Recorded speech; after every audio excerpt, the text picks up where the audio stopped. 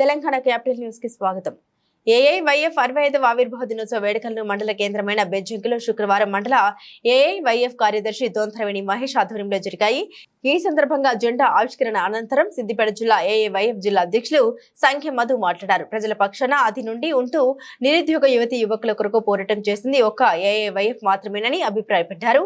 తాము భగత్ సింగ్ చెగువేరాలను స్ఫూర్తిగా తీసుకుని యువత కొరకు పోరాటాలు చేస్తున్నామన్నారు. అనేక సమరశీల పోరాటాలు, ఉద్యమాలు, ఐక్య కార్యాచరణ కమిటీలతో ముందున్నామన్నారు. ఈ కార్యక్రమంలో సిపిఐ జిల్లా కార్యవర్గ సభ్యులు పోతిరెడ్డి వెంకటరెడ్డి, కుంభం రాములు, కల్లూరి బాలమల్లు తదితరులు పాల్గొన్నారు.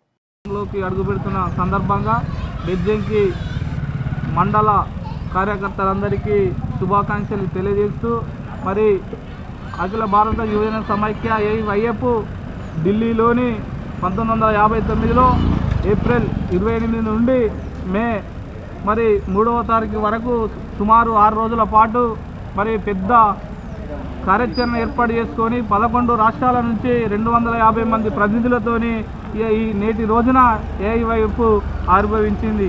ఆనాడు విద్యారంగ సమస్యలు కావచ్చు, నిరుద్యోగ సమస్యలు కావచ్చు, దేశంలో అనేకమైనటువంటి సమస్యలు ఏర్పాటు చేసి అనేకమైనటువంటి సమరశీల పోరాటాలు నిర్వహించిన ఘనత ఇలా ఆల్ ఇండియా యూత్ ఫెడరేషన్ది. ఈరోజు మరి ఈ మతోన్మాదం కేంద్రంలో విచ్చలవిడిగా పుట్టగొడుగులాగా పుట్టుకొస్తూ ఉంది. ఒక శాస్త్రీయ సోషలిజం దృక్పథంతో ఒక ఎజెండాను పెట్టుకొని ఇలా యువకులకు ఆదర్శంగా తీసుకొని ముమ్మాటున ఇలా మనం చేసేటువంటి కార్యక్రమాలు ప్రజల పక్షాన ఉంటాయి. ఆనాడు మరి ఉన్నటువంటి యువత ఈ దేశంలో నిరుద్యోగం పెరిగిపోతూ ఉంది. మన హక్కులు మనకు కావాలని చెప్పేసి మన హక్కుల కోసం సమరశీల పోరాటాలు నిర్వహించినటువంటి ఘనత ఇలా ఏఐవైఎఫ్ది. ఆనాటి నుంచి ఈనాటి వరకు ఈ ఉద్యమాలు, ఐక్యచరణ కమిటీలు వేసుకుంటూ ఇప్పటి వరకు మరి ముందంజలో ఉన్నటువంటి ఏకైక యువజన సంఘం ఏదైనా ఉందా అంటే అది అఖిల భారత విద్యార్థి యువజన సమైక్య కాంగ్రెస్. ఈ ఆదర్శంగా తీసుకొని యువత మనం తీసుకున్నటువంటి ఆదర్శమూర్తులు భగత్ సింగ్, చెగువేరా వారి ఆశయాలను కొనసాగించాలని ఆశిస్తూ అవకాశం ఇచ్చినటువంటిది అందరికీ ఏఐవైఎఫ్ జిందాబాద్, ఏఐవైఎఫ్ జిందాబాద్. పోరాడదాం విద్యార్థి యువజన హక్కుల కోసం, పోరాడదాం విద్యార్థి యువజన హక్కుల కోసం, పోరాడదాం. మరి అఖిల భారత యువజన సమస్య